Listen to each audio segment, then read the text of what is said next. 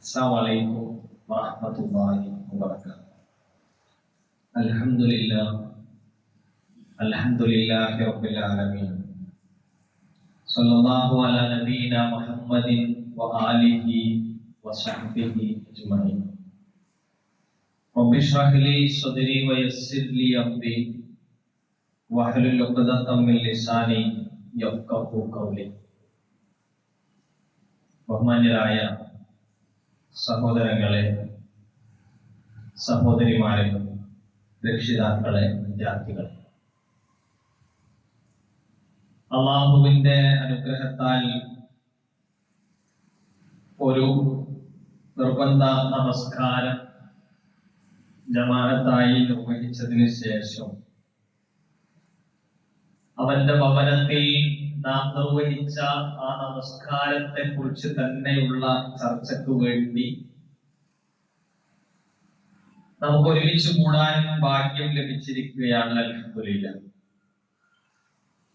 വളരെ ചുരുങ്ങിയ സമയത്തിനുള്ളിൽ ചില പ്രത്യേക കാരണങ്ങളെ മുൻനിർത്തി നമസ്കാരവുമായി ബന്ധപ്പെട്ട ലക്ഷ്യം മനസ്സിലാക്കി അത് നിർവഹിക്കാൻ പ്രേരണ നൽകുന്നതാകട്ടെ ഈ പറച്ചിലും കേൾക്കലുമൊക്കെ എന്ന് ആമുഖമായി ആഗ്രഹിക്കുകയാണ്. ചില പ്രത്യേക കാരണങ്ങളെന്ന് ഞാൻ പറഞ്ഞത്, നമ്മുടെ നാട്ടിൽ പൊതുവെ നമസ്കാരവുമായി ബന്ധപ്പെട്ട് ആളുകളുടെ സമീപനം എന്താണ് എന്ന് പരിശോധിച്ചാൽ, ഒന്ന്, ഞാൻ എപ്പോഴെങ്കിലൊക്കെ പള്ളിയിലേക്ക് വരുന്നത് അല്ലെങ്കിൽ വീട്ടിൽ നിന്ന് നമസ്കരിക്കുന്നത്, വെള്ളിയാഴ്ച പള്ളിയിൽ വരുന്നു, ഇടക്കൊക്കെ പള്ളിയിൽ വരുന്നു, എപ്പോഴെങ്കിലൊക്കെ വീട്ടിൽ നിന്ന് നമസ്കരിക്കുന്നു. ഇതിൽ ഊറ്റം കൊള്ളുന്ന, എന്നെ കൊണ്ടൊക്കെ തന്നെ പഠിച്ചവൻ ഇന്നലെയൊക്കെ ഒരു സൗകര്യം കിട്ടിയത് വലിയ കാര്യമാണ് എന്ന് വിചാരിക്കുന്ന ആൾക്കാർ നമ്മുടെ നാട്ടിലുണ്ട് കേട്ടോ, ഉണ്ട് എന്നുള്ളതൊരു യാഥാർത്ഥ്യമാണ്. അവര് വിചാരിക്കുന്ന എന്താണ്, ഇത്രയും അലമ്പ് കളിച്ച് നടക്കുന്ന അല്ലെങ്കിൽ ഇത്രയും തകർന്നാന്ന എന്റെ അടുത്തുനിന്ന് വരെ പടച്ചോന് ഇങ്ങനെയൊക്കെ ഉള്ളത് കിട്ടുന്നുണ്ടല്ലോ എന്ന് കരുതുന്ന ആൾക്കാരുടെ മുമ്പ് ഞാൻ അതിങ്ങനെ വൈഡായിട്ട് പറഞ്ഞിട്ടുമല്ലോ. മറ്റൊന്ന്, നമസ്കാരത്തിന്റെ റുക്നുകളും ശർത്തുകളും വാജിബാത്തുകളും ഖൗലിയായിട്ടുള്ള സുന്നത്തുകളും ഫിഅലിയായിട്ടുള്ള സുന്നത്തുകളും ഒക്കെ കൃത്യമായി അറിഞ്ഞ് ബോധത്തോടു കൂടി ആ നമസ്കാരം നിർവഹിക്കുന്ന ആളുകളുണ്ട്. പക്ഷെ ലക്ഷ്യത്തിലേക്ക് അവരും എത്തുന്നില്ല. രണ്ടാമത്തെ ഒരു നമസ്കാരവുമായി ബന്ധപ്പെട്ട കാരണം, ഒന്നാമത് പറഞ്ഞപ്പോൾ വളരെ ഗൗരവത്തിൽ കാണേണ്ടതാണ്, രണ്ടാമതും ഗൗരവത്തിൽ കാണുന്നത്. മൂന്നാമത്തെ ഒരു ടീം എല്ലാ നിലക്കും ഈ പറഞ്ഞതുപോലെ നമസ്കാരത്തിന്റെ ശർത്തും ഫർളും വാജിബാത്തുകളെല്ലാം മനസ്സിലാക്കുകയും അതിനു പുറമെ ഈ ബാഹ്യ പ്രകടനത്തിന്റെ അപ്പുറത്ത് പഠിച്ചോൻ ഇതിൽ വെച്ചിട്ടുള്ള ആത്മാവ് എന്താണ് എന്ന് മനസ്സിലാക്കുകയും ചെയ്തിട്ടുള്ള ആളുകൾ, പക്ഷെ അവരും പ്രതിഫലത്തിലേക്ക് എത്തുന്നില്ല. എന്തുകൊണ്ട്? അവർ ആ ആത്മാവിന് മനസ്സിലാക്കിയിട്ടുണ്ടെങ്കിലും അതിനെ പ്രാക്ടിക്കൽ ലെവലിലേക്ക് കൊണ്ടുവരാൻ ശ്രമിക്കുന്നതിനടുത്ത് പരാജയപ്പെടുന്നുണ്ട്. മൂന്നാമത്തതും ആയി. ഇനി നാലാമത്തെ ഒരു കാരണക്കാര് എന്താന്ന് വെച്ച് കഴിഞ്ഞാല്, അവർ ഈ പറഞ്ഞതുപോലെ പ്രതിഫലം ഉൾപ്പെടെ അതിൽ നിന്ന് നേടുന്ന ആളുകൾ. ഈ ഒരു 4 കാറ്റഗറിയെ വെച്ചുകൊണ്ടാണ് നമ്മൾ ഈ വിഷയം സംസാരിക്കുന്നത്. പ്രതിഫലം ലഭിക്കപ്പെടുന്ന അഥവാ ലക്ഷ്യസ്ഥാനത്തേക്ക് നമ്മുടെ നമസ്കാരം എത്തുന്നുണ്ടോ എന്നുള്ളൊരു പ്രധാനപ്പെട്ട ചോദ്യം നമ്മൾ എപ്പോഴും നമ്മളോട് ചോദിച്ചുകൊണ്ടിരിക്കണം. ഞാനൊന്ന് ചോദിക്കാം, എന്റെയും നിങ്ങളുടെയും ജീവിതത്തിൽ ഇതുവരെയുള്ള നമസ്കാരം ഈ 4 കാറ്റഗറിയിൽ ഏതിലാ പെടുക? മൂന്നാമത്തേന് പെടുത്താൻ പറ്റുമോ? ഇവിടെ എന്തായാലും അതിനു വേണ്ടി കേൾക്കാൻ വന്ന ആൾക്കാർ ആരും ഒന്നാമത്തേൽ ഉണ്ടാവില്ല എന്ന് ഉറപ്പാണ്. പക്ഷെ ആശ്വസിക്കാൻ വകുപ്പുണ്ടോ? ആലോചിച്ച് നോക്കൂ, ഗൗരവമാണ് ഞാൻ പറയുന്നത്. എന്റെ നിങ്ങളൊക്കെ ജീവിതത്തില് നിസ്സാരമായ കാരണങ്ങൾ കൊണ്ട് നമസ്കാരത്തിന്റെ ബാഹ്യരൂപം തന്നെ ഒഴിവായി പോകുന്നുണ്ടോ എന്ന് പലപ്പോഴും നമ്മൾ പേടിക്കാറുണ്ട്. പക്ഷെ ആ പേടി പോരത്. അല്ലാഹു സുബ്ഹാനഹു വ തആല നമസ്കാരവുമായി ബന്ധപ്പെടുത്തി എന്തൊക്കെ കാര്യങ്ങളാണ് ഖുർആനിൽ പരിചയപ്പെടുത്തിയത്. മഹാനായ റസൂലുള്ളാഹി സ്വല്ലല്ലാഹു അലൈഹി വസല്ലം തങ്ങൾ നമസ്കാരത്തെ സംബന്ധിച്ച് പറഞ്ഞിട്ടുള്ള കാര്യങ്ങൾ എന്തൊക്കെയാണ്? ഇത് രണ്ടും പരിശോധിച്ച് നോക്കിയാല് നമ്മൾ 1-ലും 2-ലും 3-ലല്ല ഉണ്ടാകേണ്ടത്. അങ്ങനെ 3-4 കാരണങ്ങൾ എവിടെ തന്നെയാലും കാണുന്നുണ്ട്. അത് ഞാൻ ഇതിന്റെ ആമുഖം എന്നുള്ളവർക്ക് പറഞ്ഞതാണ്. ക്ലിയർ അല്ലേ? ഓക്കെ അല്ലേ? നമ്മൾ 4ാമത്തെ വിഭാഗക്കാരനാണ് നമ്മൾ പെടേണ്ടത്. മഹാനായ റസൂൽ സല്ലല്ലാഹു അലൈഹി വസല്ലം തങ്ങൾ പറഞ്ഞ ഒരു പ്രധാനപ്പെട്ട ഒരു കാര്യം, ഇന്ന റജുല ലയൻസരിഫു അസ്സലാത്ത്, നമസ്കാരത്തിൽ നിന്ന് ഒരു വ്യക്തി അതാ വിരമിക്കുകയാണ്. ആ വ്യക്തി അയാള് 10-1 ലഭിച്ചിട്ടാണ് വിരമിക്കുന്നത്. അതല്ലെങ്കിൽ 8-1 കിട്ടിയിട്ടാണ്, അതല്ലെങ്കിൽ 9-1, അതല്ലെങ്കിൽ 7-1, അതല്ലെങ്കിൽ 6-1, അങ്ങനെ തുടങ്ങി അങ്ങനെ പറഞ്ഞുകൊണ്ടാണ് എന്ന് ലാസ്റ്റ് പറയുന്നത്. നമസ്കരിക്കുന്ന ആള്, ഇന്ന് ഈ പള്ളിയിൽ നിന്ന് മഗ്‌രിബ് നമസ്കരിച്ച ആളുകൾ, ആ നമസ്കാരം കൊണ്ട് അവർക്ക് ലഭ്യമായിട്ടുള്ളത് ഒരേ പ്രതിഫലമല്ല. അതിൽ 10 ഭാഗങ്ങളാക്കിയിട്ട് 10-1 പ്രതിഫലം കിട്ടിയ ആൾക്കാർ മുതൽ തുടങ്ങി 2 ഭാഗങ്ങളാക്കിയിട്ട് 2-1 കിട്ടിയതും വരെ ഉള്ളതുണ്ട് എന്നാണ്. നമ്മൾ ആഗ്രഹിക്കുന്നത് നമസ്കാരത്തിന്റെ പൂർണ്ണമായ പ്രതിഫലം കിട്ടാൻ. അതെ, പരിപൂർണമായി അത് കിട്ടുക എന്നുള്ളത് അത്രയും റിസ്കി ആയിട്ടുള്ള കാര്യം പരിചയപ്പെടുത്താനാണ് ഹദീസിൽ ഇങ്ങനെ പരാമർശം വന്നത്. അപ്പൊ ഞാൻ സൂചിപ്പിക്കുന്നത്, നമ്മളെ സംബന്ധിച്ചിടത്തോളം നമസ്കാരം എന്താണ് എന്ന് അറിയുമ്പോൾ മാത്രം ബോധ്യപ്പെടുന്ന ചില വിഷയങ്ങളുണ്ട്. നമസ്കാരത്തിന്റെ ലക്ഷ്യം അതിൽപ്പെട്ടതാണ്. ഞാൻ പറയുന്നത് മനസ്സിലായി? ക്ലിയർ ആണ്? നമസ്കാരം എന്താണ് എന്ന് അറിയുമ്പോൾ മാത്രമാണ് നമുക്ക് ചില കാര്യങ്ങൾ ബോധ്യപ്പെടുന്നത്. രണ്ടാമത് ആവർത്തിച്ചതാണ്. അങ്ങനെ ബോധ്യപ്പെടുന്ന ഒരു വിഷയമാണ് നിസ്കാരത്തിന്റെ ലക്ഷ്യം എന്താണ് എന്നത്. ഇപ്പൊ നമ്മൾ നമസ്കാരത്തെ കുറിച്ച് അധികം ആൾക്കാരുടെയും ഒരു നോളജ്, അവരുടെ അറിവ് എത്ര വരെയായിരിക്കും, ഇൽമ് എത്ര വരെയായിരിക്കും ഉണ്ടാകുക? 1-ാം ക്ലാസ് മുതൽ തുടങ്ങി മദ്രസയിൽ നിന്ന് പഠിച്ചുകൊണ്ടിരിക്കുന്ന, അല്ലെങ്കിൽ 1-ാം ക്ലാസ്സിൽ ചേർത്തതിന് മുമ്പ് വാപ്പാന്റെ ഒപ്പം നിന്ന് ഉമ്മാന്റെ ഒപ്പം നിന്ന് നിസ്കരിക്കുന്ന ആ കുട്ടികൾ പഠിക്കണം അവിടെ മുതൽ തുടങ്ങി പിന്നെ കാലാകാലം മരിക്കോളം നമ്മൾ നിസ്കാരത്തിന്റെ ക്ലാസ്സിൽ കേൾക്കുന്നത് എന്താണ്? നിസ്കാരത്തിന്റെ ക്ലാസ്സിൽ കേൾക്കുന്നത് എന്താണ്? അധികവും 90% ക്ലാസ്സുകളിലും കേൾക്കുന്നത് കൈഫിയത്തു സ്വലാത്ത് അഥവാ നമസ്കാരത്തിന്റെ രൂപമാണ്. ആ രൂപം പഠിച്ച് ഉൾക്കൊണ്ടുകൊണ്ട് വളരെ ഭക്തിയോടുകൂടി ഒരാൾ നമസ്കരിക്കുന്നു എന്ന് ഒരാളുടെ നമസ്കാരം കണ്ടിട്ട് നമുക്ക് പള്ളിക്ക് കയറി വരുമ്പോ വിലയിരുത്താം. പക്ഷെ അള്ളാഹ് വിലയിരുത്തുന്നത് അതല്ലല്ലോ. അള്ളാഹു വിലയിരുത്തുന്നത് അതല്ല. എന്താ അള്ളാഹ്ക്ക് ആവശ്യം? ആ നമസ്കാരം കൊണ്ട് കിട്ടേണ്ട കാര്യങ്ങൾ കൃത്യമായി കിട്ടിയിട്ടുണ്ടോ എന്നൊരു പരിശോധനയാണ്. അങ്ങനെ വരുമ്പോ 5x5 അല്ലെങ്കിൽ 5x10 ഒക്കെ കൊടുക്കുക. നമ്മൾ നിർബന്ധ നമസ്കാരത്തിന് വേണ്ടി നമ്മൾ മാക്സിമം ചെലവഴിക്കുന്ന ടൈം 10 മിനിറ്റ് എടുക്കണോല് വരെ 1 മണിക്കൂറിന് താഴെ. 24-ൽ നിന്ന് 1 കുറച്ചാൽ 23 മണിക്കൂറും നിസ്കരിക്കുന്നില്ല. പക്ഷെ പടച്ചോൻ ആഗ്രഹിക്കുന്നത് എന്താണോ? ഈ 23 മണിക്കൂറിനെ ധന്യമാക്കാൻ ആവശ്യമായ ക്രമീകരണം കിട്ടത്തക്ക വിധത്തിലായിരിക്കണം അവന്റെ ഈ 1 മണിക്കൂർ അല്ലെങ്കിൽ അരമണിക്കൂർ നേരത്തെ നിർബന്ധമായ നമസ്കാരം. പുറമെ ഇഷ്ടം പോലെ നമസ്കാരങ്ങൾ. അതുകൊണ്ട് നമസ്കാരത്തിന്റെ പുറത്താണ് അതിന്റെ ലക്ഷ്യമുള്ളത്.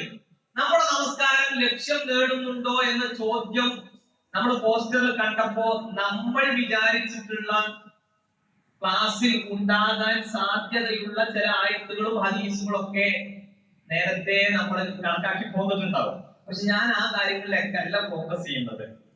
മറിച്ച് ലക്ഷ്യം നേടിയിട്ടുണ്ടോ എന്ന് ചോദിക്കുമ്പോൾ ലക്ഷ്യം എവിടെയാണ്?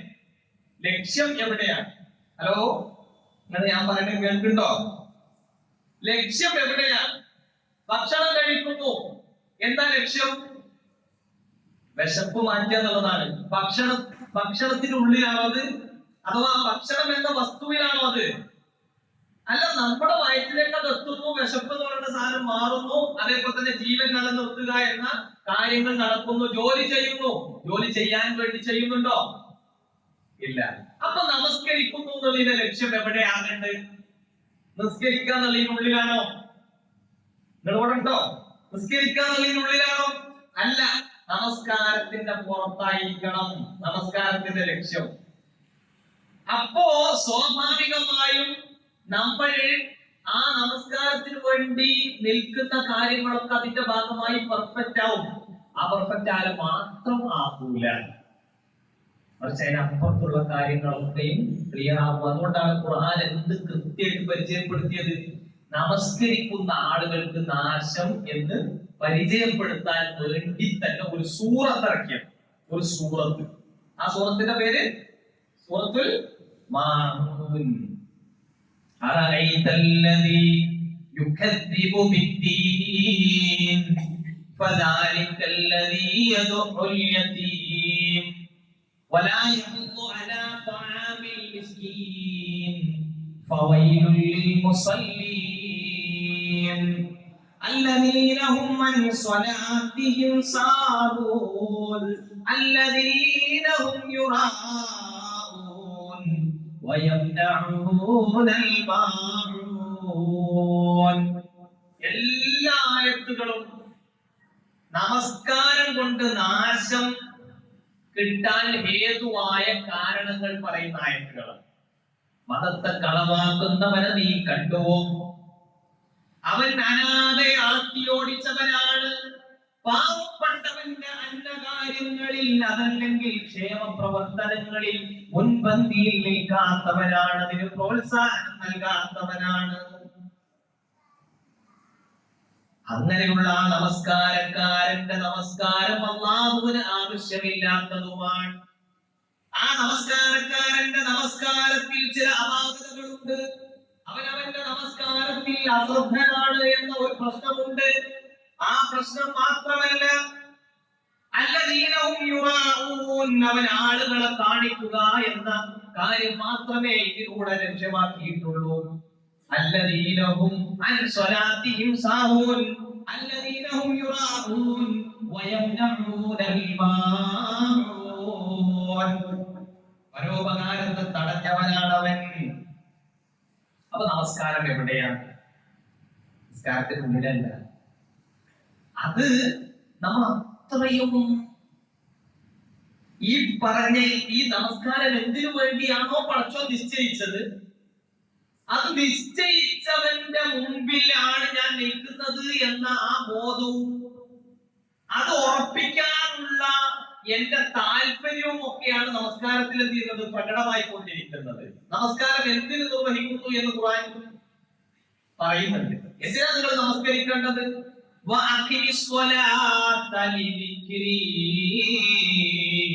നിങ്ങൾ എന്നെ ഓർക്കാൻ വേണ്ടി നമസ്കാരം നിലനിർത്തണേ. നിങ്ങൾ എന്നെ ഓർക്കാൻ വേണ്ടി നമസ്കാരം നിലനിർത്തണേ. എനിക്കുള്ള ദിക്റാണ് നമസ്കാരം. അല്ലാഹു സുബ്ഹാനഹു വ തആല കൃത്യമായിട്ട് പറയാം. എന്താ ദിക്ർ എന്ന് പറഞ്ഞാൽ? ദിക്ർ എന്ന് പറഞ്ഞാൽ പെട്ടെന്ന് നമുക്ക് ഓർമ്മ വരുന്ന സുബ്ഹാനല്ലാഹ്, അൽഹംദുലില്ലാഹ്, അല്ലാഹു അക്ബർ, ലാ ഇലാഹ ഇല്ലല്ലാഹ്, അല്ലേ? അങ്ങനെ കുറെ ദിക്റുകൾ നമുക്ക് ഓർമ്മ. പക്ഷെ ദിക്ർ എന്നതിന് ഒരു ഇന്നർ മീനിങ്, ഒരു ആന്തരികമായ ഒരു അർത്ഥമുണ്ട് ദിക്റിന്. അതിന് അർത്ഥം എന്താ പറയുക? നമ്മുടെ ജീവിതത്തിൽ നമ്മുടെ നാവ് പ്രത്യക്ഷമായി ഇടപെടുകയും ഹൃദയം പരിപൂർണമായി ഏറ്റെടുക്കുകയും ചെയ്യുന്ന ഒരു പ്രക്രിയയാണ് ദിക്ർ. പൂർണ്ണമായി നമ്മൾ ഉൾക്കൊള്ളും. എന്റെ ഹൃദയത്തിന് ബന്ധം ഇല്ലാത്ത വിധത്തിലുള്ള ഈ വാക്കുകൾ, വാമൊഴികൾ, അത് ദിക്റായി പരിഗണിക്കപ്പെടില്ല. ദിക്റിന്റെ ഒരു പുറത്തേക്ക് വരുന്ന ഒരു പാർട്ട് മാത്രമാണ് നമ്മുടെ നാവ്. എന്നാൽ അത് എവിടുന്ന വരേണ്ടത്? ഹൃദയത്തിൽ നിന്നാണ് ദിക്ർ വരേണ്ടത്. ദിക്ർ ഹൃദയത്തിൽ നിന്നാണ് വരേണ്ടത്. അപ്പൊ നമ്മൾ സുബ്ഹാനല്ലാഹ് പറയുമ്പോ അള്ളാഹു പരിശുദ്ധനാണ് എന്ന ഒരു ഉറപ്പ് നമ്മുടെ ഹൃദയത്തിൽ ഉണ്ടാകണം. അള്ളാഹു പരിശുദ്ധനാണ്. സുബ്ഹാനല്ലദീ അസ്റാ ബിഅബ്ദിഹി ലൈലൻ മിനൽ മസ്ജിദിൽ ഹറാമി ഇലൽ മസ്ജിദിൽ അഖ്സല്ലദീ ബാറക്നാ ഹൗലഹു. അങ്ങനെ പറയുമ്പോ മസ്ജിദുൽ അഖ്സയുടെ പരിസരത്തെ പരിപൂർണമായി ബർക്കത്തിന്റെ ഭാഗമാക്കി മാറ്റിയ പടച്ചവനെ, അവനാണ് പരിശുദ്ധൻ. സുബ്ഹാനല്ലദീ സഖറ ലനാ ഹാദാ വമാ കുന്നാ ലഹു മുഖ്രിനീൻ. എനിക്ക് ഒരിക്കലും കീഴ്പ്പെടുമായിരുന്നില്ലാത്ത വാഹനത്തെ എനിക്ക് കീഴ്പ്പെടുത്തി തന്ന പടച്ചവനാണ് പരിശുദ്ധൻ. അത് മനസ്സോട് നമ്മൾ എന്ത് ചെയ്യാണ്? അംഗീകരിക്കുകയാണ്. പരിശുദ്ധൻ എന്ന് പറയുമ്പോൾ എല്ലാ ഉദ്ദേശം പങ്കാളികളില്ലാത്ത ആളുകൾ. എങ്ങനെ പങ്കാളികളില്ലാത്ത ആളുകൾ? അള്ളാഹു പങ്കാളിയില്ലാത്തവനാണ് എന്നതിന്റെയും അപ്പുറത്ത് ആ പങ്കാളിയില്ലാത്തവനായിട്ടുള്ളവൻ മാത്രമാണ് പരിശുദ്ധനായിട്ടുള്ളത്. ഈ ബോധമാണല്ലോ അതിൽ കിട്ടുന്നത്. അപ്പോ എന്താ പറയാ, അള്ളാഹുവിന്റെ വഹദാനിയത്ത് പറയുന്നിടത്തൊക്കെ പിന്നെ അമ്മ കാനു മറ്റുള്ളവര് പിന്നെ വെച്ചിട്ട് പങ്കു ചേർക്കുന്നതിൽ നിന്നൊക്കെ അള്ളാഹു എത്രയോ പരിശുദ്ധനാണ് എന്ന് പറയുന്നത്. ഓക്കെ, അപ്പൊ പരിശുദ്ധി അള്ളാഹുവിൻ്റെത് അത്രമേൽ മികച്ചതാണ് എന്നും ആ പരിശുദ്ധിയെ നമ്മള് അവന് വകവെച്ചു കൊടുക്കണം എന്നും പറയുമ്പോൾ നമ്മുടെ മനസ്സിനകത്ത് ആ ഒരു ബോധമില്ലാതെയാണ് പറയുന്നുണ്ടെങ്കിൽ സ്വാഭാവികമായിട്ട് നേരത്തെ പറഞ്ഞതുപോലെ അള്ളാഹുവിൽ നിന്ന് അകന്ന് ബാക്കി പലർക്കും വലിയ മഹത്വം കൊടുക്കുകയും അള്ളാഹുവിന് കൊടുക്കുന്ന മഹത്വം കുറയുകയും ചെയ്യും. നാവിൽ എന്റെ വരുള്ളൂ, സുബ്ഹാനല്ലാഹ് വരുള്ളൂ. അപ്പൊ ഞാൻ പറഞ്ഞു വന്നത്, നമസ്കാരം എന്തിനു വേണ്ടിയിട്ടാണ് നിർവഹിക്കുന്നത്? ഖുർആന്റെ അടിസ്ഥാനത്തിൽ ഖുർആൻ പറഞ്ഞു വെക്കുന്ന ഉത്തരം എന്താ? നമസ്കാരം നിർവഹിക്കുന്നതിന് ലിദിക്രി എന്നാണ്. എനിക്കുള്ള ദിക്റായിട്ട് നിങ്ങൾ നമസ്കരിക്കണം എന്ന് പറയുമ്പോൾ ആ നമസ്കാരം ദിക്റാകണമെങ്കിൽ എന്തു വേണം? അവിടെ നമ്മൾ ചൊല്ലി പറയുന്നതായ മുഴുവൻ കാര്യങ്ങളും നമ്മുടെ മനസ്സുകൊണ്ട് പറയുന്നതായിരിക്കും. അപ്പോ നമസ്കാരത്തിന്റെ റുക്നുകളും വാജിബാത്തുകളും സുന്നത്തുകളും കാണാതെ പഠിച്ച് അതിലൊരു വീഴ്ചയും വരുത്താതെ ഞാനത് ചെയ്യും എന്ന് മാത്രം തീരുമാനിച്ചാൽ മതിയാവില്ല. മറിച്ച് ഞാൻ എന്താണ് ചെയ്യുന്നത് എന്ന കൃത്യമായ ബോധ്യം എനിക്കുണ്ടാവും. ഞാൻ എന്താ ചൊല്ലി പറയുന്നത്? അങ്ങനെ ചൊല്ലി പറയുന്നതിനൊക്കെയും പടച്ചോൻ എനിക്കെന്ത് ചെയ്യും? ഞാൻ മനസ്സുകൊണ്ടാ പറയണമെന്നുണ്ടെങ്കിൽ പടച്ചോൻ എനിക്ക് അതിനൊക്കെ മറുപടിയും തരും. നമ്മുടെ നമസ്കാരം ലക്ഷ്യത്തിൽ എത്തിയിട്ടുണ്ടോ എന്ന് നോക്കാൻ തന്നെ അള്ളാഹു ചില മെഷർമെന്റ് സ്കെയിലുകൾ നിശ്ചയിച്ചിട്ടുണ്ട്. പാലടക്കാൻ എന്തുണ്ട്? മെഷർമെന്റ് സ്കെയിൽ ഉണ്ട് അല്ലേ? അതേപോലെ തന്നെ ഓരോ കാര്യങ്ങൾക്കും പ്രത്യേകമായിട്ടുള്ള സ്കെയിലുകൾ ഉണ്ട്. ബാരോമീറ്റർ, തെർമോമീറ്റർ അല്ലെ, ഇങ്ങനെ തുടങ്ങി ഓരോ മീറ്റർ സ്കെയിലുകളും നമുക്ക് കാണാൻ വേണ്ടി പറ്റും. നമസ്കാരം അളക്കാനുള്ള സ്കെയിൽ എന്താണ്? പഠിക്കണം നമുക്ക്. നമസ്കാരം ഓക്കെ ആണോ എന്ന് അളക്കാൻ ഉള്ള സ്കെയിലിനെ പറ്റി പടച്ചവൻ പറയുന്ന ആയത്ത് ഖുർആനിലുണ്ട്. ഇനി ഇത് വിവാദമാക്കാൻ വേണ്ടിയിട്ടൊന്നല്ല ഞാൻ പറയുന്നത്, വളരെ കൃത്യമായിട്ട് പഠിച്ചാൽ പറയുന്നത്. അത് ആ സ്കെയില് നമ്മുടെ നാട്ടിൽ തന്നെ ഉള്ളത്, നമ്മളെ പെരയിൽ തന്നെ ഉള്ളത്, നമ്മളെ ജോലി സ്ഥലങ്ങളിൽ തന്നെയാണുള്ളത്. അഥവാ മനുഷ്യന്മാരുമായിട്ടുള്ള ബന്ധങ്ങൾ നന്നാക്കൽ തന്നെയാണ് നമസ്കാരം ശരിയായോ എന്നുള്ളത് പരിശോധിക്കാനുള്ളതാണ്. എന്റെ നമസ്കാരം ശരിയാണ്, മറ്റുള്ള മനുഷ്യന്മാർക്കിടയിൽ എന്റെ വാല്യൂ ഓക്കെയാണ്. അതവിടെ സൂറത്തുൽ മആരിജിലെ മനുഷ്യനെ പറ്റി പറയുന്ന ഭാഗം 19-ാമത്തെ ആയത്ത് മുതൽ കൃത്യമായിട്ട് പഠിച്ച പരിചയപ്പെടുത്തുക. ഇന്നൽ ഇൻസാന ഖുലിക ഹലൂഅ, തീർച്ചയായും മനുഷ്യൻ സൃഷ്ടിക്കപ്പെട്ടിട്ടുള്ളത് അക്ഷമനായ, വേവലാതി ബോധ്യപ്പെടുത്തുന്ന രൂപത്തിലാണ്. അത് മനുഷ്യന്റെ സൃഷ്ടിപ്പ് അങ്ങനെയാണ്. മനുഷ്യൻ സൃഷ്ടിക്കപ്പെട്ടിട്ടുള്ളത് ഹലൂആയിക്കൊണ്ടാണ്, അഥവാ അക്ഷമനായ നിലയിലാണ്. അതായത് എന്തെങ്കിലും ദോഷം അവനെ ബാധിച്ചു കഴിഞ്ഞാൽ ക്ഷമ നഷ്ടപ്പെടുന്നവനായ രൂപത്തിലാണ് അവനെ കാണാൻ കഴിയുക. എനിക്കൊരു ദുരിതം വന്നു, ഒരു പ്രയാസം വന്നു, വരയില് ഒരു പ്രത്യേകമായിട്ടുള്ള അപകടമുണ്ടായി, അപ്പോഴൊക്കെ നമ്മുടെ സ്വഭാവം മാറുക, എല്ലാം തകർന്ന് തരിപ്പണമായി പോകുന്നൊരവസ്ഥ. അപ്പൊ നമ്മൾ ആകെ കെട്ട് ഇല്ലാതെ ആയി എന്നൊക്കെ നമ്മൾ തോന്നും. മനുഷ്യന്റെ പ്രത്യേകതയുണ്ടോ? ഇത് മനുഷ്യന്റെ പ്രത്യേകതയാണ്. നമസ്കാരത്തെ അളക്കാനുള്ള ടൂൾ എന്താണെന്ന് നമ്മൾ പറയുന്നത് കേട്ടോ.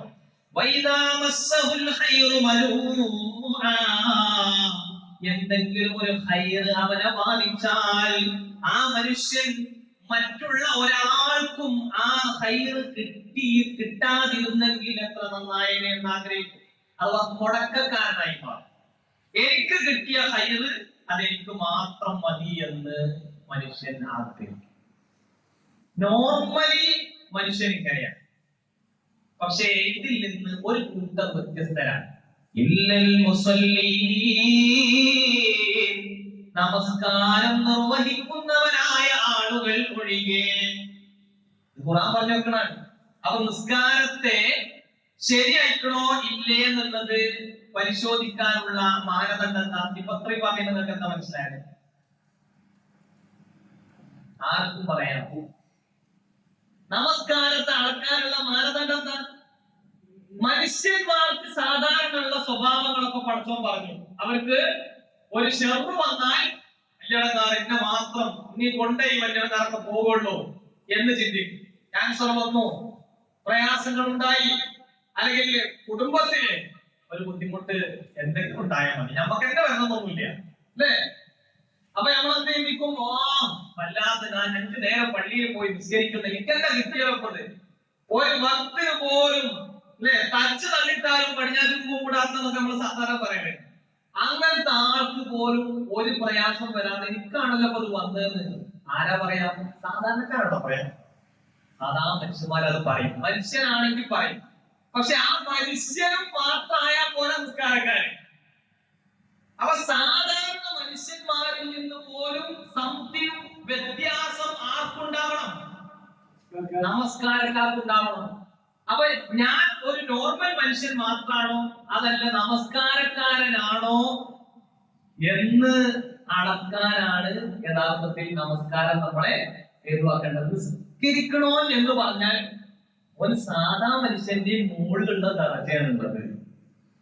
അതുകൊണ്ടാണ് ഈ മുസല്ലി, നിസ്കരിക്കുന്നവർ ഒഴികെ. നിസ്കരിക്കുന്നവർക്ക് ഈ പണി ഉണ്ടാവില്ല. ഏതുണ്ടാവില്ല? എനിക്ക് കിട്ടിയത് വേറെ ആർക്കും കിട്ടരുത് എന്നുള്ള ചിന്ത ഉണ്ടാവില്ല. അതേപോലെ തന്നെ എനിക്ക് തന്നത് എനിക്ക് മാത്രം തന്നല്ലോ അടങ്ങാതെ എന്നുള്ള ചിന്തയും കാര്യങ്ങളൊന്നും അവർക്ക് ഉണ്ടാവില്ല. അപ്പൊ എങ്ങനെ നമസ്കാരത്തെ അളക്കേണ്ടത്? എന്റെ ജീവിതത്തിൽ ഇത്തരം സന്ദർഭങ്ങളൊക്കെ ഉണ്ടാകുമ്പോ ആ സന്ദർഭങ്ങളിൽ ഞാൻ എടുക്കുന്ന നിലപാട് നിസ്കാരക്കാർ എടുക്കുമെന്ന് ഖുർആൻ പറഞ്ഞ അതേ നിലപാട് തന്നെയാണോ? ഇത് നോക്കിയിട്ട് നമ്മൾ വിലയിരുത്താൻ. നമ്മൾ ആദ്യം പറഞ്ഞ 4 എവിടെ പെടും? ഞാനും നിങ്ങളൊക്കെ എവിടെ പെടും? ആലോചിക്കണം. അപ്പൊ നമ്മുടെ നമസ്കാരത്തിന്റെ വിഷയത്തിൽ നമ്മൾ കൂടുതൽ ജാഗ്രത പാലിക്കേണ്ടതുണ്ട്. എന്റെ നമസ്കാരം ഞാൻ നിർവഹിക്കുക വഴി എന്റെ സ്വഭാവത്തിൽ മാറ്റങ്ങൾ ഉണ്ടാകണം. എന്റെ വീട്ടുകാരോടുള്ള സമീപനത്തിൽ, നാട്ടുകാരോടുള്ള സമീപനത്തിൽ, സാമ്പത്തിക ഇടപാടുകളിൽ, എന്റെ A to Z കാര്യങ്ങളിൽ പ്രത്യേകം എനിക്ക് മാറ്റങ്ങൾ വരുത്താൻ കഴിയണം. ഇല്ലാത്ത നമസ്കാരങ്ങളിൽ അള്ളാഹു ഏത് വിധത്തിലാണ് പരിഗണിക്കുക എന്നുള്ളത് നമ്മൾ കൃത്യമായിട്ട് ആലോചിക്കണം. റസൂലുള്ളാഹി സ്വല്ലല്ലാഹു അലൈഹി വസല്ലം തങ്ങൾ പറഞ്ഞത്, ഈ നമസ്കാരം ഈ പ്രതിഫലം കിട്ടുന്ന രൂപത്തിൽ നിർവഹിക്കാൻ ഒരാൾക്ക് പറ്റിയിട്ടില്ലെങ്കിൽ അവൻ കുഫറിലാണ്. ഇനി ഗൗരവമാണ്. ഈ അടിസ്ഥാനങ്ങളൊക്കെ ഓർത്തു വെച്ചിട്ടാണ് നമ്മൾ എന്ത് ചെയ്യേണ്ടത്? ആ ഹദീസ് നോക്കേണ്ടത്. അൽഅഹദുല്ലദീ ബൈനനാ വബൈനഹും അസ്സലാത്ത് ഫമൻ തറകഹാ ഫഖദ് കഫറ. അൽഅഹദുല്ലദീ ബൈനനാ വബൈനഹും, നമുക്കും അവർക്കും ഇടയിലുള്ള കരാർ എന്ന് പറയുന്നത് അസ്സലാത്ത്, അത് നമസ്കാരമാണ്. ഫമൻ തറകഹാ, ഏതൊരുവനാണോ അതിനെ ഉപേക്ഷിക്കുന്നത് ഫഖദ് കഫറ, അവൻ കുഫറിലാണ്ട് പോയി. കാഫിരിങ്ങളായ ആളുകൾക്ക് വേണ്ടിയിട്ടാണ് ഇന്നല്ലദീന കഫറു, അവിശ്വാസികളായിട്ടുള്ള ആളുകൾ, അവർക്ക് വേണ്ടിയിട്ടാണത്.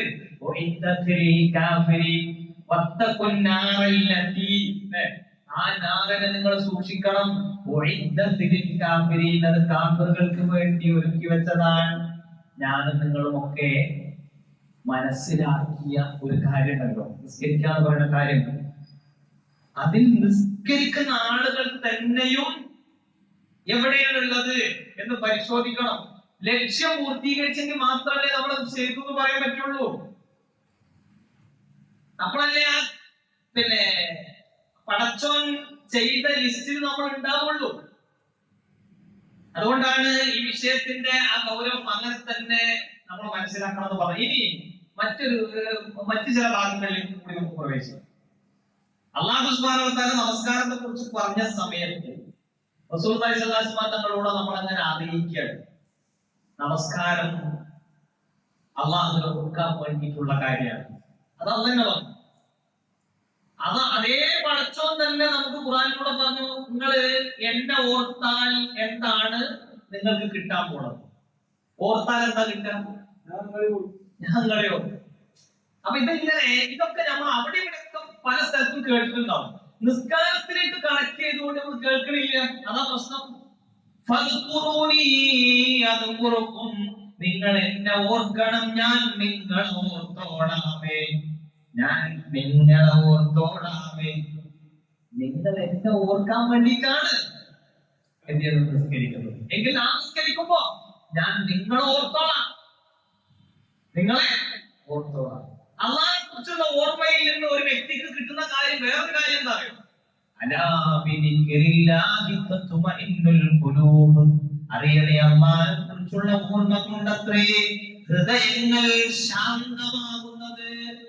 അപ്പോ മനസ്സമാധാനത്തിന് വേണ്ടിയിട്ടാണ് നമസ്കാരം. ആ നമസ്കാരത്തിലൂടെ മനസ്സമാധാനം മാത്രമല്ല കിട്ടാൻ, പടച്ചോ നമ്മൾ ഓർക്കണ ഒരു പരിപാടി കൂടി അവിടെ നടക്കുന്നുണ്ട്. എങ്ങനെയാ പടച്ചോ ഓർക്കണേ?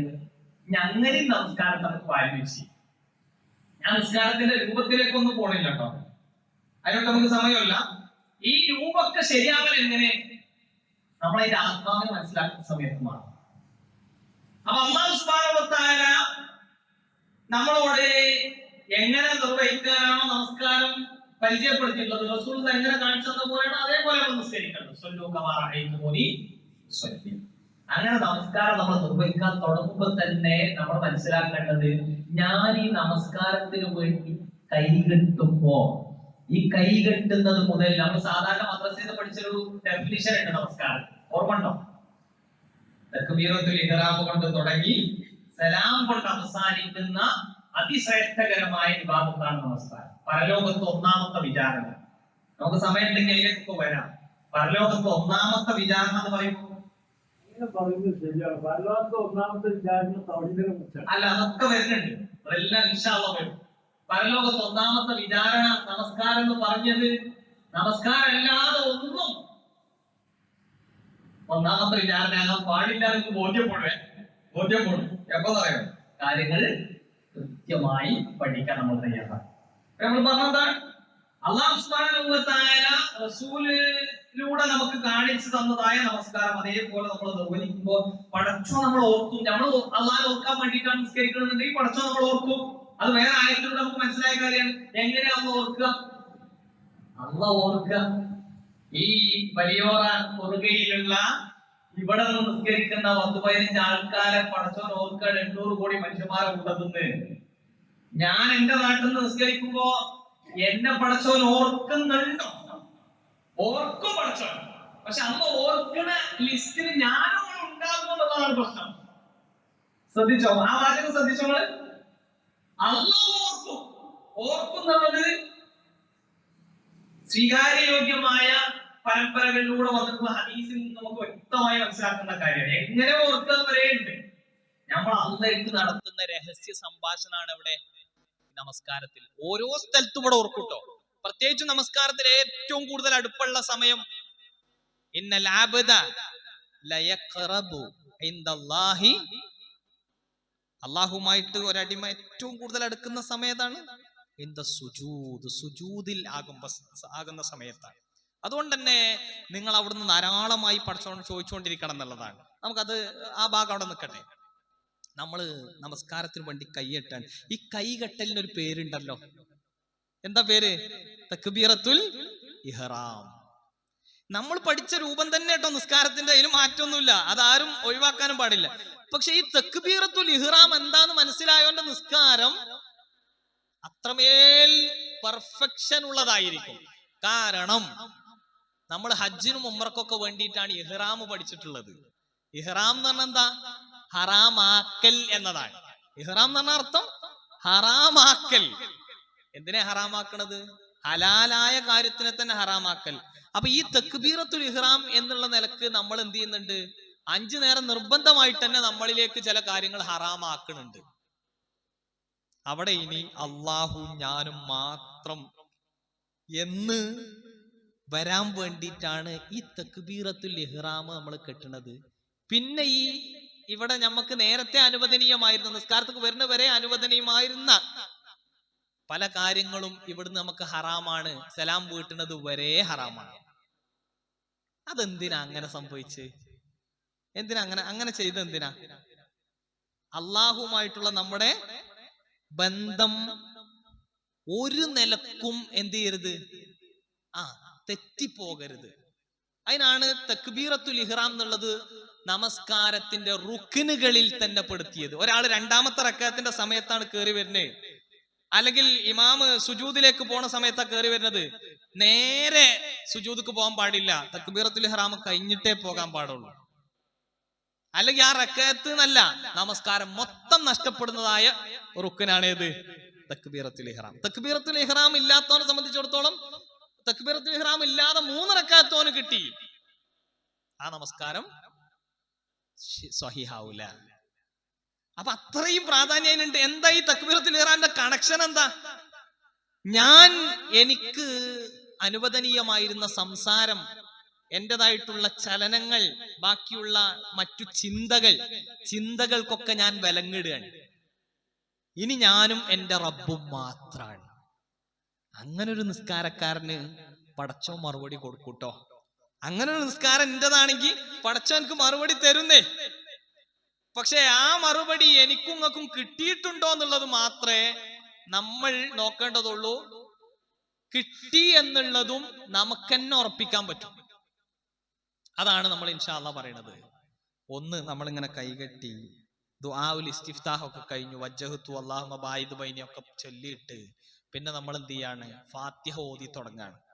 ബിസ്മിയൊക്കെ പതുക്കെ റസൂലിന്റെ ചര്യകൾ പ്രകാരം പതുക്കെ ഓതിയിട്ട് പിന്നെ നമ്മൾ അൽഹംദുലില്ലാഹി റബ്ബിൽ ആലമീൻ, അൽഹംദുലില്ലാഹി റബ്ബിൽ ആലമീൻ, സർവലോക രക്ഷിതാവായ ജഗന്നിയന്താവായ പടച്ചവനാകുന്നു സർവസ്തുതിയും എന്ന് പറയുമ്പോ സപ്തവാനങ്ങൾക്ക് മുകളിൽ നിന്ന് അല്ലാഹു സുബ്ഹാനഹു വ തആല അതാ എന്നോട് പറയുകയാണ്, ഈ കുറുകയിലുള്ള, അതുപോലെ തന്നെ ഈ ലോകത്തിന്റെ വിവിധ ഭാഗങ്ങളിലുള്ള ആളുകളോട് പറയാണ്, ഹമിദനീ അബ്ദി, എന്റെ അടിമ എന്നെ സ്തുതിച്ചിട്ടുണ്ട്, എന്റെ അടിമ എന്നെ സ്തുതിച്ചിട്ടുണ്ട്.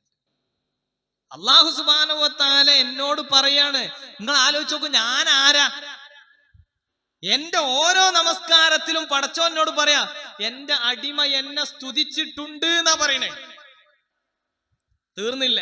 അർ-റഹ്മാനിർ റഹീം, പരമകാരുണ്യവാനും കരുണാനിധിയുമായിട്ടുള്ളവനാണ് എന്റെ റബ്ബ് എന്ന് പറയുമ്പോ അസ്നാ അലയ്യ അബ്ദീ, എന്റെ അടിമ എന്നെ പുകഴ്ത്തിയിട്ടുണ്ട്. കോടിക്കണക്കിന് മനുഷ്യന്മാര് ജീവിച്ചുകൊണ്ടിരിക്കുന്ന അതിൽ തന്നെ ഇഷ്ടം പോലെ നമസ്കാരം നിർവഹിച്ചുകൊണ്ടിരിക്കുന്ന ആളുകളിൽ നിന്ന് തന്നെയും തക്ബീറത്തുൽ ഇഹ്റാമിന്റെ മഹത്വമൊക്കെ ഉൾക്കൊണ്ടുകൊണ്ട് ആ തക്ബീറത്തുൽ ഇഹ്റാമിലൂടെ അങ്ങോട്ട് പ്രവേശിച്ച മനുഷ്യന് എനിക്കും ഇങ്ങക്കും കിട്ടുണ്ടോന്നാണ് നമ്മൾ ആലോചിക്കേണ്ടത്. നമ്മളിതൊക്കെ പറയാൻ വളരെ എളുപ്പമാണ്, കേൾക്കാനും വളരെ എളുപ്പമാണ്, രസാണ്. പക്ഷേ ഇതങ്ങനെ ആയി കിട്ടണം എന്നുണ്ടെങ്കിൽ കുറച്ച് നയിപ്പാണ്. അസ്നാ അലയ്യ അബ്ദി, എന്റെ റബ്ബിനെ ഞാൻ പുകഴ്ത്തിയിട്ടുണ്ട് എന്ന് എന്റെ റബ്ബിനോട് പറയാം. എന്റെ റബ്ബിനോട് പറയാം. എനിക്കറിയാം ഞാൻ എന്റെ റബ്ബിനെ പുകഴ്ത്തിയാണ്. പക്ഷെ എപ്പോഴേ അത് പറയുള്ളൂ? പടച്ചോൻ എപ്പോഴേ പറയുള്ളൂ? നമ്മളെ പുകഴ്ത്തല് ഞാനും റബ്ബും മാത്രം എന്നുള്ള ഒരു ലെവലിലേക്ക് എത്തിയിട്ടുണ്ട്. അവിടുന്ന് ഞാൻ പറഞ്ഞതാണ്, ആ പറഞ്ഞത് ഹൃദയം കൊണ്ട് പറഞ്ഞതാണ്. ദിക്റായിട്ട് മാറുമ്പോഴേ അതിന് ആ ലെവലിലേക്കുള്ള ഒരു സംഗതി വരുള്ളൂ. മാലിക് യൗമിദ്ദീൻ, മാലിക് യൗമിദ്ദീൻ, പ്രതിഫല നാളിന്റെ ഉടമസ്ഥനാണ് എന്റെ റബ്ബ് എന്ന് പറയുമ്പോ ആകാശങ്ങൾക്ക് മുകളിൽ നിന്നുകൊണ്ട് പടച്ചോൻ പറയാണ്, മജ്ജദനീ അബ്ദി, എന്റെ അടിമ എന്നെ മഹത്വപ്പെടുത്തിയിട്ടുണ്ടേ, എന്റെ അടിമ എന്നെ മഹത്വപ്പെടുത്തിയിട്ടുണ്ട്. അപ്പൊ എന്റെ അടിമ എനിക്ക് ഉറപ്പ് തന്നിട്ടുണ്ട്. എന്താ ഈ മാലിക് യൗമിദ്ദീൻ എന്ന് പറഞ്ഞാൽ?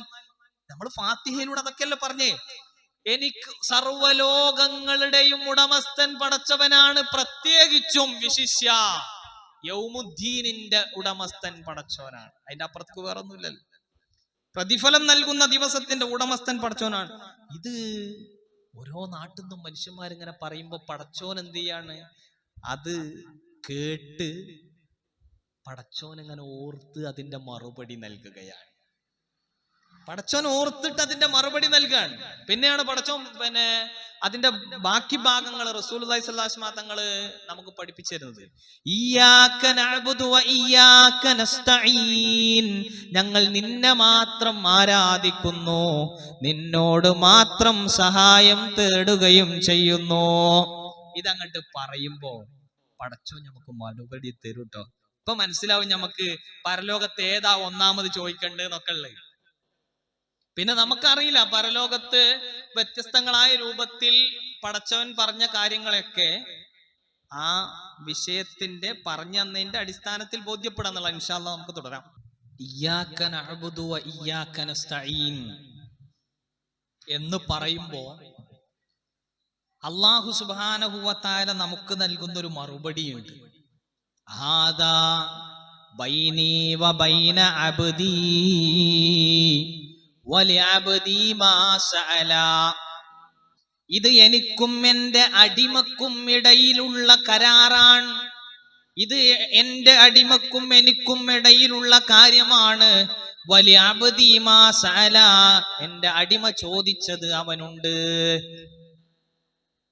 ഇതിന്ന് ഒരാൾക്ക് മനസ്സിലാക്കാൻ, കുറച്ചെങ്കിലും ബോധമുള്ള ആളുകൾക്ക് ഇതിന് മനസ്സിലാക്കാൻ സാധിക്കും. നമസ്കാരം എന്താണ്? നമസ്കാരത്തിന്റെ പ്രാധാന്യം എന്താണ്? പടച്ചോൻ ഓർക്കാൻ വേണ്ടിയിട്ട് എന്ന് പറയുമ്പോൾ പടച്ചോൻ നമ്മൾ ഓർക്കണം എന്നുണ്ടെങ്കിൽ, പടച്ചോൻ ഓർത്താൽ പടച്ചോൻ നമ്മൾ തിരിച്ചു ഓർക്കും. എന്നാൽ പടച്ചോൻ ഓർക്കണ ലെവലിലേക്കുള്ള നിസ്കാരം ആകണം എന്നുണ്ടെങ്കിൽ എന്ത് ചെയ്യണം? ഇയ്യാക നഅ്ബുദു വ ഇയ്യാക നസ്തഈൻ എന്ന് പറയുന്ന സമയത്ത് ഹാദാ ബൈനി വ ബൈന അബ്ദി വലിഅബ്ദീ മാ സഅല എന്ന് പറഞ്ഞതിൽ നമ്മൾ ഉണ്ടാകണം. അഥവാ എന്റെ അടിമക്ക് അവൻ ചോദിച്ചതുണ്ട്, അവന് സഹായാർത്ഥന നടത്താൻ, അവന് ഇബാദത്ത് ചെയ്യാൻ ഞാൻ മതി എന്നവൻ പറഞ്ഞിട്ടുണ്ടെങ്കിൽ അവന്റെ ജീവിതത്തിൽ അവന്റെ ഓരോ നേരത്തെയും നമസ്കാരങ്ങൾക്ക് അല്ലാഹു ആ നമസ്കാരം സ്വീകരിച്ചിട്ടുണ്ടോ എന്ന് പരിശോധിക്കാനുള്ള മാനദണ്ഡം അവിടെ തന്നെയുണ്ട്. നിസ്കരിച്ചു കഴിഞ്ഞിട്ടും അവന് മറ്റു പലതിനോടും സഹായം തേടുകയാണ്. നിസ്കരിച്ച് കഴിഞ്ഞിട്ടും അവന് അല്ലാഹു അല്ലാത്ത ആളുകളോട് ഇബാദത്ത് ചെയ്യുകയാണ് എങ്കിൽ ആ നമസ്കാരത്തിലൂടെ അള്ളാഹു ഓർത്ത നമസ്കാരക്കാരനായി അവൻ മാറിയിട്ടില്ല. ക്ലിയർ ആയോ? ക്രിസ്റ്റൽ ക്ലിയർ ആണ്. അള്ളാഹുവിന്റെ റസൂൽ സല്ലല്ലാഹു അലൈഹി വസല്ലം തങ്ങള് നമസ്കാരത്തെ പഠിപ്പിച്ചത് ഇങ്ങനെയാണ്. ഈ നമസ്കാരത്തിന്റെ റൂഹ്, അതിന്റെ ആത്മാവിനെ നമുക്ക് ഉൾക്കൊള്ളാൻ കഴിഞ്ഞിട്ടില്ല എങ്കിൽ നമ്മുടെ വിശ്വാസം തകരും. ബാക്കി ഒന്നും ഉണ്ടാവില്ല, ഈ കൈഫിയത്ത് മാത്രം ഉണ്ടാവും. നിസ്കാരത്തിന്റെ രൂപഭാവങ്ങൾ ഉണ്ടാവും. നമ്മുടെ നാട്ടിലേക്ക് നമ്മളൊന്ന് ആലോചിച്ച് നോക്കുക. അല്ലാഹു സുബ്ഹാനഹു വ തആല അല്ലാത്ത ആളുകൾക്ക് ഇബാദത്തുകൾ എമ്പാടും കൊടുത്തുകൊണ്ടിരിക്കുന്ന അത്തരം ആളുകൾ പള്ളിയിൽ സജീവമാണ്. അവിടെ നമസ്കാരങ്ങൾ വളരെ കൃത്യമായി അവർ നിർവഹിച്ചുകൊണ്ടിരിക്കുന്നുണ്ട്. പക്ഷെ അള്ളാഹ് നിസ്കാരത്തിൽ ഓർക്കണം എന്നുണ്ടെങ്കിലേ നമ്മള് അള്ളാഹ് ഓർത്തോ എന്നുള്ളത് പരിശോധിക്കാൻ നമുക്കൊരു മാനദണ്ഡമുണ്ട്. ആ അളവുകോൽ എന്താ?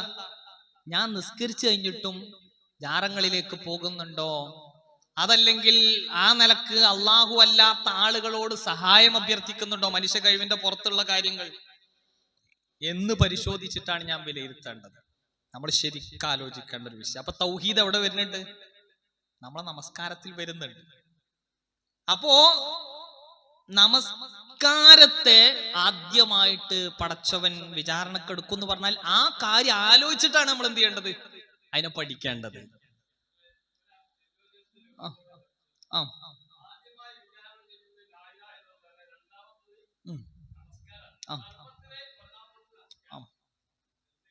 ഓക്കെ, അത് നമ്മൾ ഏത് രൂപത്തിൽ അതിനെ വായിക്കുമ്പോഴും അതിന്റെ ലക്ഷ്യവും അർത്ഥവും വ്യാപ്തിയൊക്കെ മനസ്സിലാക്കിയിട്ട് വായിച്ചാൽ തീരാവുന്ന പ്രശ്നമേ ഉള്ളൂ. അതൊരു ഗുരുതരമായ വിഷയങ്ങളൊന്നല്ല.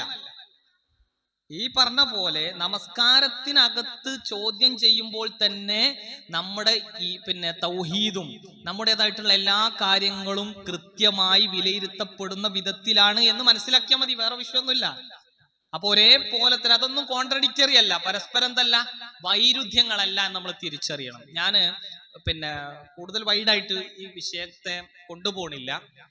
ഇപ്പൊ നമ്മൾ പറഞ്ഞു വെച്ച കാര്യങ്ങൾ എന്താണ് നിസ്കാരം, ആ നമസ്കാരത്തിലൂടെ നമുക്ക് എന്താ കിട്ടുക, ആ നമസ്കാരത്തിലൂടെ നമുക്ക് നേടിയെടുക്കാൻ പറ്റേണ്ട കാര്യങ്ങൾ എന്തൊക്കെയാണ്, ഇതില് പരിശോധിക്കുമ്പോൾ നമുക്ക് മനസ്സിലാക്കാൻ കഴിയുന്നത്, ഒന്ന്, നമുക്ക് കിട്ടുന്ന കാര്യം എന്ന് പറഞ്ഞാൽ പടച്ചോന്റെ അടുത്തുള്ള മോക്ഷമാണ്. നമ്മളെ കുഫറും ഈമാനും വേർതിരിയുന്ന വലിയൊരു തലമാണ് നിസ്കാരത്തിലൂടെ വരുന്നത്. അതേപോലെ തന്നെ പടച്ചോൻ ഓർക്കുക എന്ന് പറയുന്ന സൗഭാഗ്യം നമുക്ക് കിട്ടുന്ന കാര്യമാണ്. പക്ഷെ നമ്മളിൽ നിന്ന് ഈ നിസ്കാരം കൊണ്ട് ഉണ്ടാവേണ്ട ഗുണങ്ങൾ പറയുമ്പോൾ അത് നമ്മളെ സഹജീവികൾക്ക്, മനുഷ്യന്മാർക്ക്, മറ്റു ജന്തു മൃഗാദികൾക്കൊക്കെ കാരുണ്യം നമ്മളിൽ നിന്ന് കിട്ടുക എന്നുള്ളതാണ് നമസ്കാരം കൊണ്ട് എന്ത് ചെയ്യേണ്ടത്, രൂപപ്പെടേണ്ട, അതിൽ നിന്ന് നേടിയെടുക്കാൻ പറ്റേണ്ടുന്ന ഭൗതികമായ കാര്യങ്ങൾ എന്ന് പറയുന്നത്. അത് നന്നായിട്ട് നമുക്ക് നേടിയെടുക്കാൻ പറ്റണം. ഇനി ഞാൻ കൂട്ടത്തിൽ ചേർത്തി പറയാൻ ആഗ്രഹിക്കുന്ന ഒരു വിഷയം എന്താന്ന് വെച്ച് കഴിഞ്ഞാൽ, ആദ്യം പറഞ്ഞ 4 കാര്യങ്ങളുണ്ടല്ലോ, ആദ്യം പറഞ്ഞ 4 കാര്യങ്ങൾ ഓരോന്നും നമ്മൾ ഗൗരവത്തിൽ കാണണം. നമ്മുടെ മക്കൾക്ക് നമ്മൾ നമസ്കാരം, നിങ്ങൾ 7 വയസ്സാകുമ്പോ അവരെ നിസ്കരിപ്പിക്കും. മുറു സിബിയാനക്കും അല്ലെ, 7 വയസ്സാകുമ്പോ അവർക്ക് നിങ്ങൾ എന്ത് ചെയ്യണം? നിസ്കാരം ശീലിപ്പിക്കണം, അവരോട് കൽപ്പിക്കണം. വളരിബൂഹും അശ്രി സിനീൻ, 10 വയസ്സായിട്ട് ഒരു നിസ്കരിക്കണില്ലെങ്കിൽ അടിക്കണം എന്നൊക്കെ പറയുമ്പോഴേ നിസ്കാരം ഈ 2-3 കൊല്ലം എന്താ പറയാ നിർവഹിക്കുക വഴി 7 വയസ്സായിട്ട് പരിശീലിപ്പിക്കാൻ തുടങ്ങി. 3 കൊല്ലം, അതായത് ഏതാണ്ട് ഒരു 6000 വക്ത് നമസ്കാരം നിർവഹിക്കല്ലേ, നിർബന്ധമായിട്ട് ഉള്ള നമസ്കാരം തന്നെ. ഒരാളും അത്രയും കാലം ഏതൊരു പ്രവൃത്തിയാണെങ്കിലും ശരി, നിസ്കാരം അത്ര വലിയ അടങ്ങാറ് പിടിച്ച ടാസ്ക് ഒന്നല്ലല്ലോ, ഇത് നിർവഹിക്കാൻ പ്രയാസം ഉണ്ടാകുന്ന വിധത്തിലുള്ള ടാസ്ക് ഒന്നല്ല. അപ്പൊ അത് കിട്ടും അവിടുന്ന്, പിന്നെ അടിക്കേണ്ട ആവശ്യമൊന്നും വരൂല. ഇത് വളരെ ടാക്ടിക്സോട് കൂടിയിട്ടാണ് റസൂല് പരിചയപ്പെടുത്തിയത്. Knowledge, understanding, application, skill. എഡ്യൂക്കേഷന്റെ തിയറികളൊക്കെ നമ്മൾ പരിശോധിക്കുമ്പോൾ, ലേണിംഗ് തിയറീസ് ഒക്കെ നമ്മൾ പഠിക്കുമ്പോൾ അതിനകത്ത് വളരെ പ്രധാനപ്പെട്ട കാര്യമാണ്, ഒന്ന് നോളജ്, അറിവ്. രണ്ടാമത്തത് അണ്ടർസ്റ്റാൻഡിങ്, ആ അറിവ് തിരിച്ചറിവായി മാറല്. മൂന്നാമത്തത് ആ കാര്യത്തിനെ അപ്ലൈ ചെയ്യല്. അങ്ങനെ കഴിഞ്ഞാൽ നാലാമത് ലേണിംഗ് ഉണ്ടാകേണ്ട എന്താണ്? അതൊരു സ്കില്ലായി രൂപപ്പെടും. സ്കില്ലാകും. 10 വയസ്സാകുമ്പോഴത്തേനും സ്കില്ലാവും. പിന്നെ ഈ 10 വയസ്സ് മുതൽ പിന്നെ ബോധമുള്ള ആ ഒരു കാലത്തേക്ക് നമ്മൾ പോകും തോറും നമ്മൾ അതിൽ ശ്രദ്ധിക്കേണ്ട കാര്യം എന്താണ്? അതിന്റെ ഖുശൂ നമ്മൾ നിലനിർത്തണം. ഖദ് അഫ്ലഹൽ മുഅ്മിനൂൻ അല്ലദീന ഹും ഫീ സ്വലാത്തിഹിം ഖാശിഊൻ. നിസ്കാരത്തിൽ ഖുശൂ ഉള്ളവരായിരിക്കും അവർ. പക്ഷേ ഈ ഖുശൂവിനെ നിർണ്ണയിക്കുന്നത് എങ്ങനെയാണ്? എന്റെ നിസ്കാരം പടച്ചവൻ മറുപടി തരുന്ന, പടച്ചവൻ ഓർക്കുന്ന രൂപത്തിലുള്ള നിസ്കാരായോ എന്ന് ഓർത്തുകൊണ്ടാണ്. അതുകൊണ്ട് പ്രിയപ്പെട്ട ഉമ്മമാരെ, പ്രിയപ്പെട്ട ഉപ്പമാരെ, സഹോദരങ്ങളെ, വിദ്യാർത്ഥികളെ, നമ്മളെല്ലാവരും നമ്മുടെ പുറക്കാര് നമസ്കാരം അങ്ങനെ വെറുതെ അങ്ങനെ നിർവഹിച്ച് പോരാന്നുള്ളോടത്തും നിന്നാ പോരാ. അങ്ങനെ ആലോചിച്ചാലും പോരാ. നമ്മൾ എന്ത് ചെയ്യണം? നിർബന്ധമായും ഇത് അള്ളാനെ ഓർക്കാൻ, അള്ളാഹുമായിട്ടുള്ള മുനാജാത്തിന്റെ ഭാഗമായി, സ്വകാര്യ സംഭാഷണത്തിന്റെ ഭാഗമായി നിശ്ചയിച്ച ഒരു കാര്യമാണല്ലോ എന്ന് അവരെ ബോധ്യപ്പെടുത്തേണ്ട ഉത്തരവാദിത്വം നമുക്കുണ്ട്. നമ്മള് ഫാമിലി ക്യാമ്പയിനൊക്കെ പ്രഖ്യാപിച്ച് അതിന്റെ ഭാഗമായി അങ്ങനെ മുന്നോട്ട് പോകുമ്പോൾ ഒരുപാട് പ്രതിജ്ഞകളൊക്കെ എടുത്തിട്ടുണ്ട്. കുടുംബങ്ങളിൽ നിന്ന് നടത്തിയ ആളുകൾക്കൊക്കെ അറിയാം, ആ പ്രതിജ്ഞയിൽ ഒരു വാചകമാണ് നമസ്കാരം, സുന്നത്ത് നമസ്കാരം. ഇതൊക്കെ എല്ലാവരും പരസ്പരം നിർവഹിക്കുന്നുണ്ട് എന്ന് ഉറപ്പുവരുത്തും. അതൊരു പ്രതിജ്ഞയാണ്. ആ പ്രതിജ്ഞയിലേക്ക് നമ്മൾ പഠിച്ച കാര്യങ്ങൾ കൂടി അങ്ങോട്ട് കണക്ട് ചെയ്യാം. ഇതൊരു കേവലമായൊരു ആരാധനയല്ല. എന്തുകൊണ്ടാണ് നിസ്കാരത്തിനോട് വലിയ താല്പര്യമൊന്നും ഇല്ലാത്തതെന്ന് അറിയുങ്ങള്? പലർക്കും നിസ്കാരത്തിനോട് താല്പര്യമില്ലാത്തതാണ്. നിസ്കാരം ഈ കാട്ടിക്കൂട്ടലും ഇത്രയൊക്കെ പ്രസക്തി ഉണ്ടോ? അതിങ്ങനെ അങ്ങനെ ആക്കണമെന്നുള്ളത്. ആ കാട്ടിക്കൂട്ടൽ അതേപോലെ തന്നെ നമ്മൾ ചെയ്യണം. അത് റസൂല് കാണിച്ചെന്നതുപോലെ ചെയ്യാ ഇത്തിബാഇന്റെ ഭാഗമാണ്. എന്നാൽ അതിന്റെ ഉള്ളിലുള്ള കാര്യങ്ങട്ട് പഠിപ്പിച്ചു കൊടുക്കണം.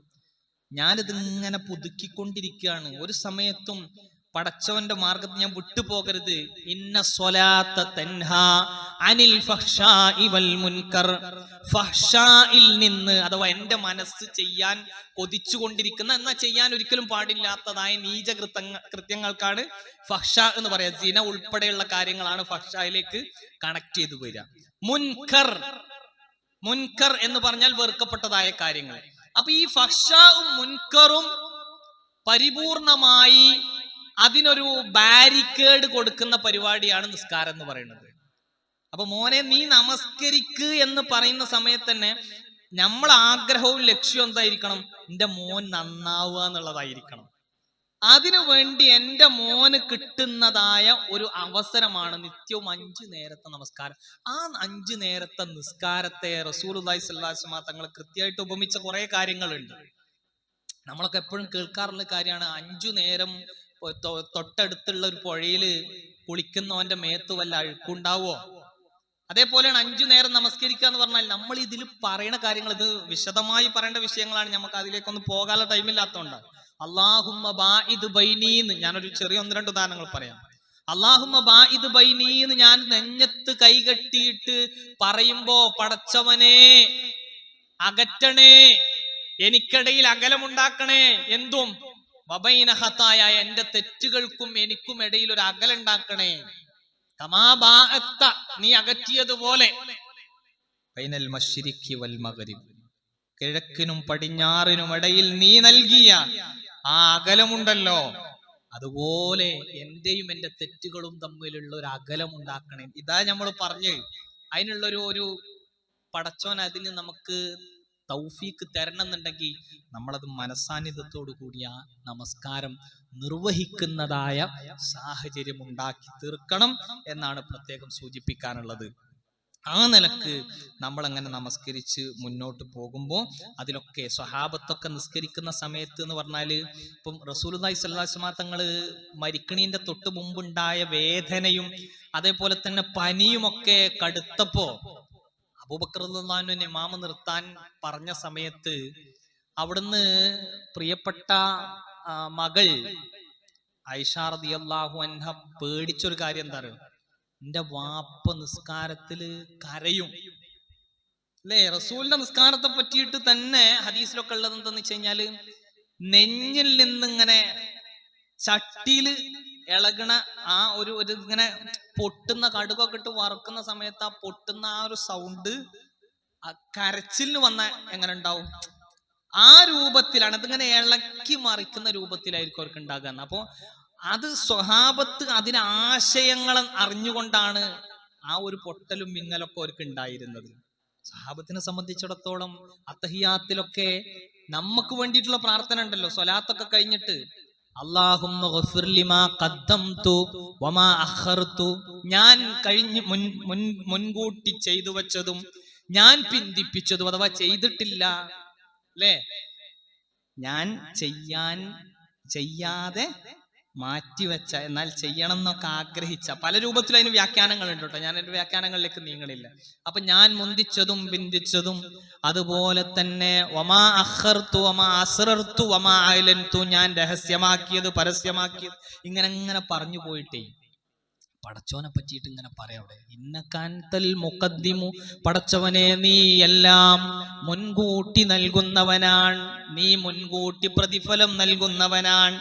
സ്വഹാബത്തിന്റെ ആശങ്ക എന്താണെന്നറിയുമോ? ഇതിങ്ങനെ ചെല്ലുമ്പോ ഓർക്ക് തോന്നിയത് എന്തെന്നറിയോ?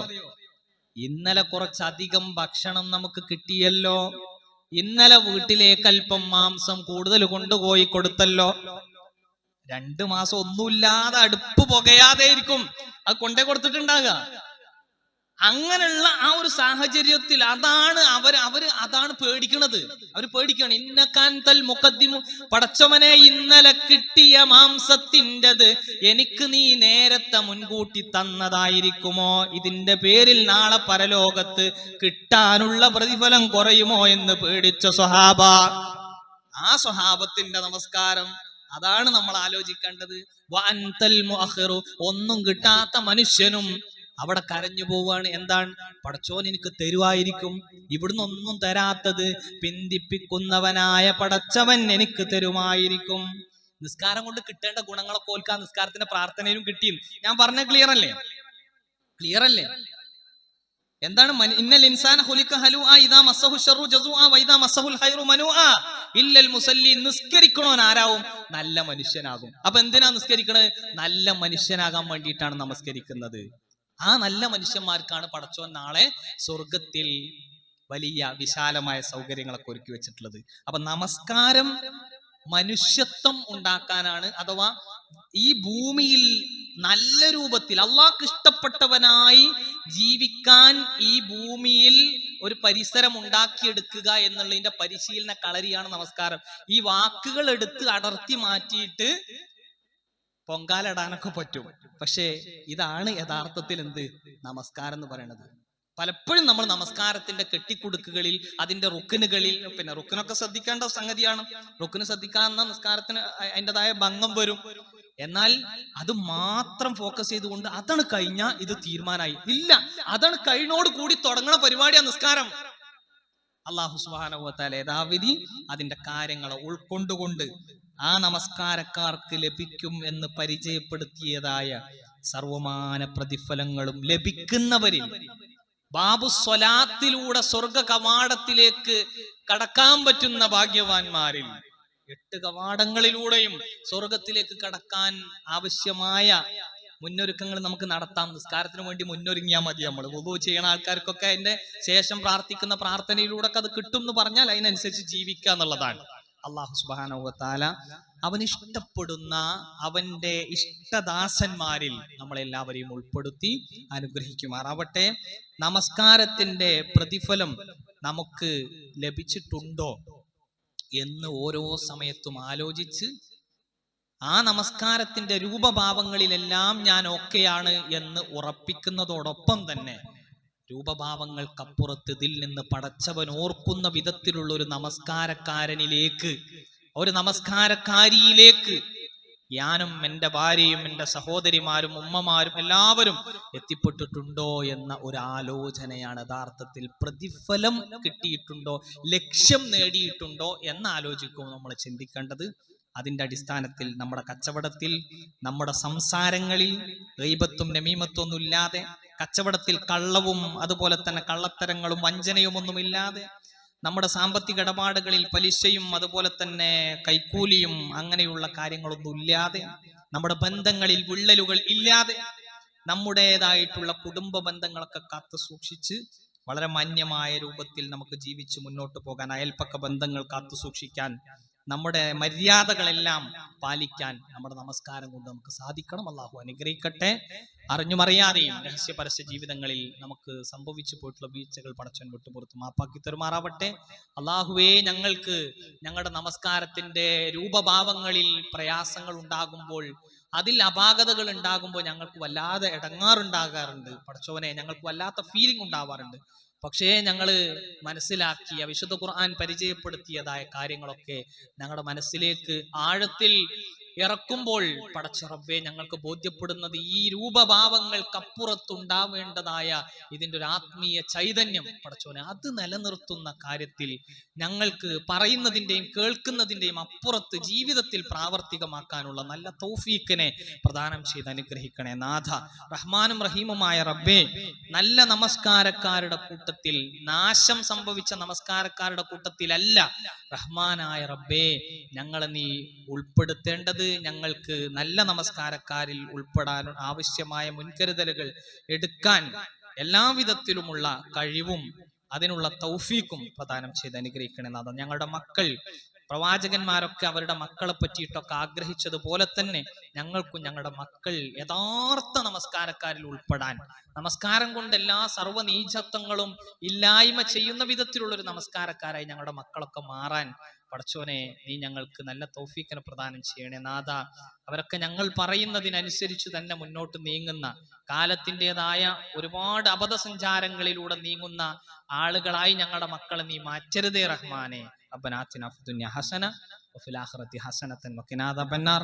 ربنا تقبل منا إنك أنت السميع العليم وتب علينا إنك أنت التواب الرحيم واغفر لنا يا غافر المذنبين. آمين برحمتك يا أرحم الراحمين. وصلى الله على نبينا محمد وآله وصحبه أجمعين والحمد لله رب العالمين. والسلام عليكم ورحمة الله.